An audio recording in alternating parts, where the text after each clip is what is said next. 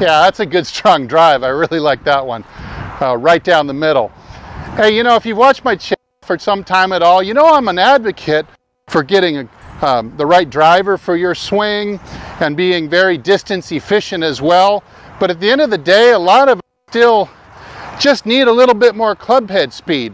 So right after this, I'm going to take you through 3 great ideas that I use personally to help you really get a bump out of your club head speed so you can hit it longer down the fairway. Stay tuned.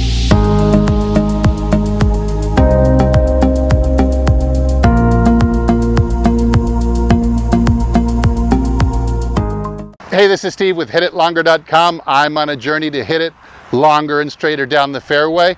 Longer and straighter all the way to the green so that we can lower our scores and enjoy the game more. If you're on the same journey, I hope you'll join me. I hope this video will earn a like, a subscribe, and maybe even a comment for you at the end. All right, let's get into 3 different easy ways that you can raise your club head speed, hit the ball longer.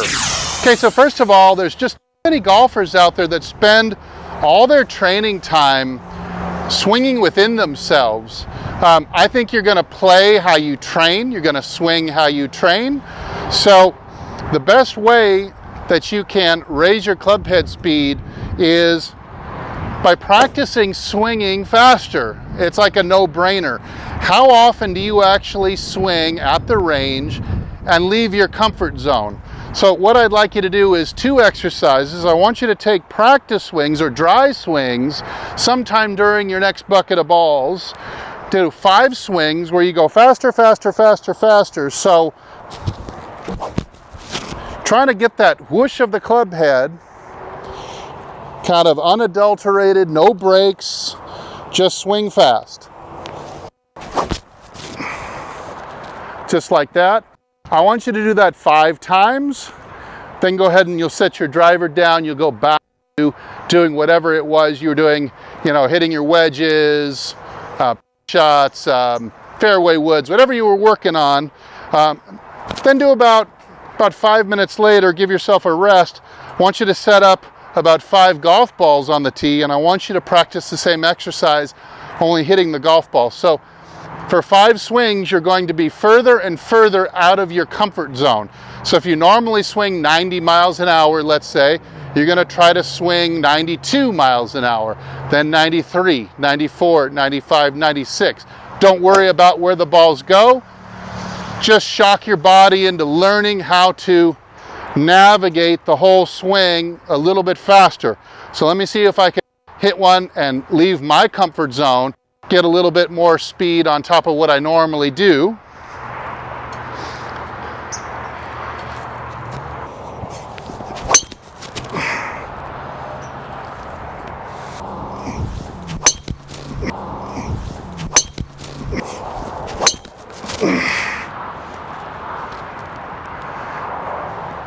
All right, so I really gave that one a good rip. So I left my comfort zone in terms of swinging faster. I was able to produce about 2 to 3 more miles an hour than usual. I'm going to do that 5 times, trying to even leave further, trying to up my best by about 1 mile an hour each time till I'm really swinging as fast as I can with the ball in the way.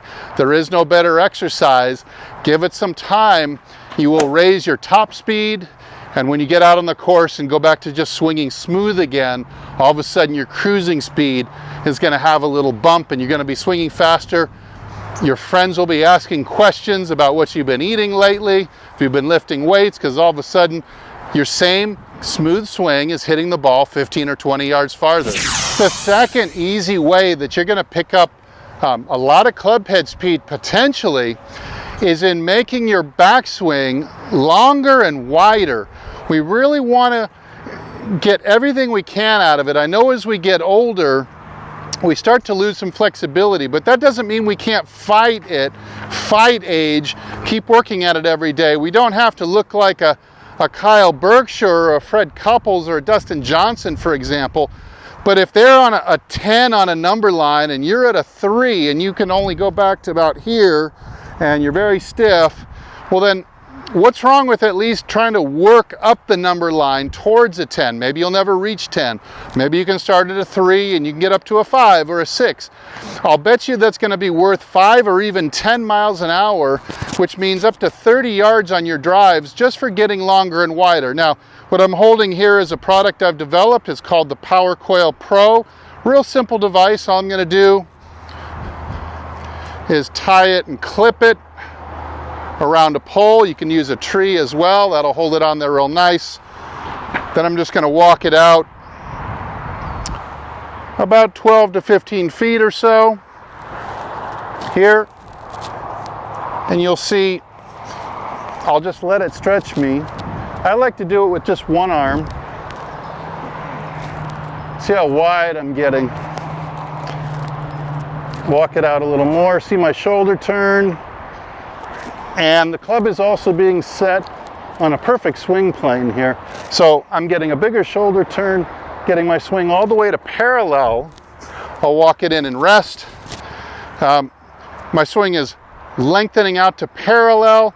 I'm getting the correct swing plane, making a much bigger than 90-degree shoulder turn, and I'm getting that width that's really important. We don't want our swings to be in tight to the shoulder like this. There's simply no power to that. Also, not very good contact consistently. We really want to get the handle of the club way up here above the shoulder, and that's going to take increasing flexibility. I love this tool for that. It's so simple. You can warm up with it. Let's do one more look. I'm just going to relax and let it pull on me.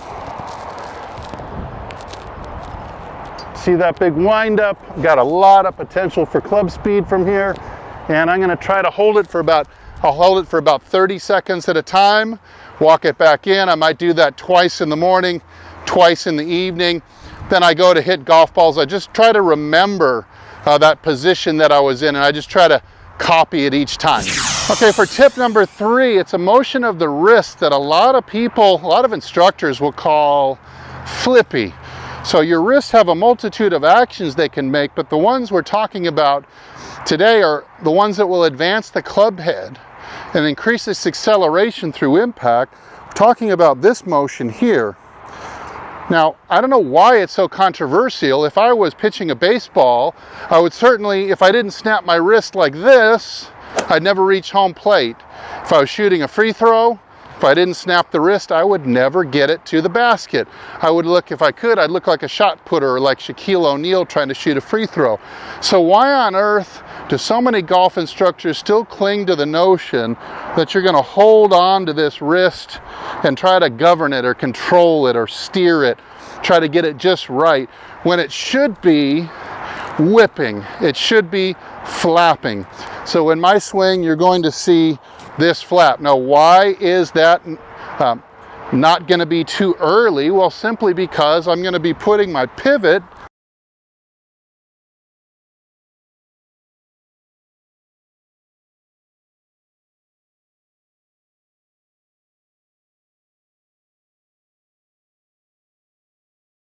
so I'm going to reach my highest speed. If there was no collision, I would reach my highest speed at 30 inches past the ball when the club is right in between my arms back up to my chest again.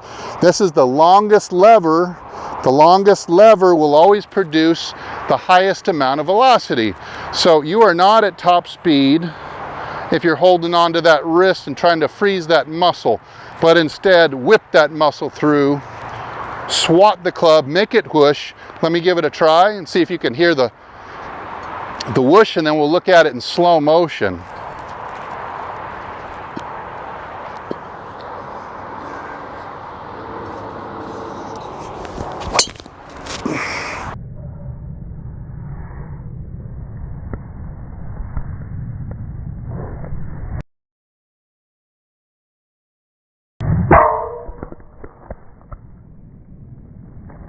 Wow, that ball got hammered. Let's take a look at the slow-mo.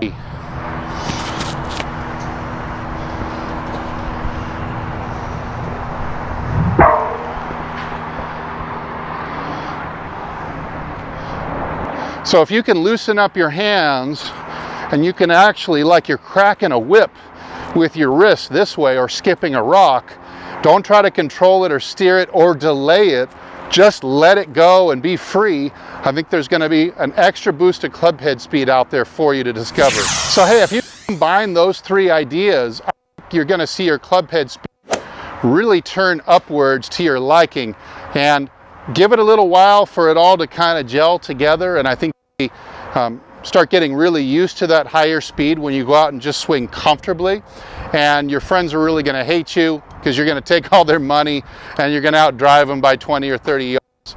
You're going to hit us out. Such a beautiful day here at Golf Development Complex in Moorpark, California.